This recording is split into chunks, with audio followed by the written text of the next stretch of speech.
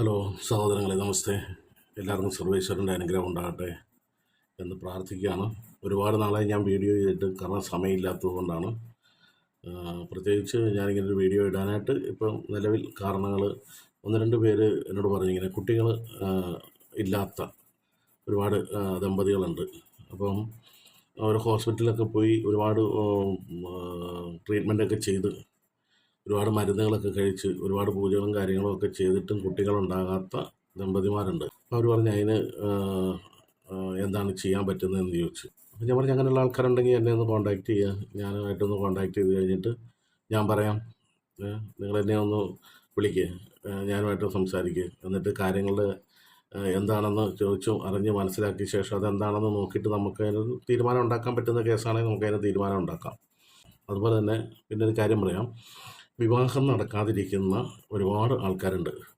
സ്ത്രീയാണെങ്കിലും പുരുഷനാണെങ്കിലും age ഓവറായിട്ടുള്ളവരും. പക്ഷെ ഞാനൊരു പ്രത്യേക കാര്യം പറയാം. കാരണം അവർക്ക് വിവാഹം നടക്കാനുള്ള കാര്യങ്ങളും സംഗതികളും ഒക്കെ ചെയ്യുമ്പോൾ, അതിൻ്റെ കാര്യങ്ങൾ നോക്കി ചെയ്യുമ്പോൾ അതിൻ്റേതായ പൈസ മുടക്കുകളുണ്ടാവും. മനസ്സിലായില്ലേ? അത് തരാണ്ട് ചെയ്യാണ്ട് ഒരു കാര്യങ്ങളും നടക്കുകയില്ല.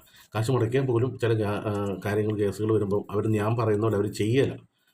അപ്പോൾ ഞാൻ പറയുന്ന പോലെ ചെയ്താൽ മാത്രമേ അവർക്ക് ഇതിൽ നിന്ന് ഇവരുടെ ഉദ്ദേശിച്ച ഒരു വിഷയത്തിൽ നിന്ന് അവർക്ക് ഒരു റിസൾട്ട് ഉണ്ടാവുള്ളൂ. അല്ലാതെ ഞാൻ പറയുന്ന പോലെ അവർ ചെയ്യാണ്ട് അവരുടെ ഇഷ്ടപ്രകാരം ഓരോന്ന് ചെയ്താൽ അതുകൊണ്ടൊരു ഗുണം ഉണ്ടാകുകയില്ല. അതിനെന്നെ കുറ്റപ്പെടുത്തിയിട്ട് യാതൊരു കാര്യമില്ല.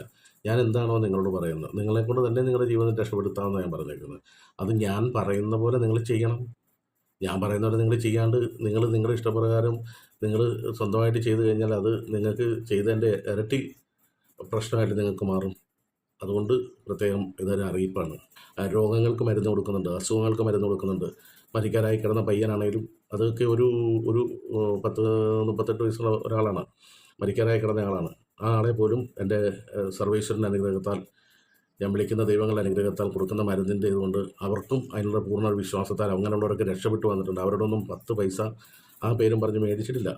അങ്ങനെ അവർക്ക് അതിനുള്ളൊരു കഴിവില്ലാത്തവരാണ്. അതാണ് ഒരു വാസം. അപ്പോൾ അതുകൊണ്ട് ഞാൻ പ്രത്യേകിച്ച് പറയുകയാണ്, ഈ വിവാഹത്തിൻ്റെ കാര്യം, സ്ഥലത്തിൻ്റെ കച്ചവടം, സ്ഥലക്കച്ചവടം, ബിസിനസ് വച്ചുപിടിപ്പിച്ച് കൊടുക്കുക, ഇങ്ങനെയുള്ള കാര്യങ്ങളൊക്കെ വരുമ്പോൾ അതിൻ്റേതായ പൈസ മുടക്കുകളും പൈസയും ഉണ്ടാകും. കാരണം ഇതൊക്കെ നടന്ന് രക്ഷപ്പെട്ട് പോയാൽ പിന്നെ ഇവരെ ആരെയും കാണാൻ കിട്ടത്തില്ല.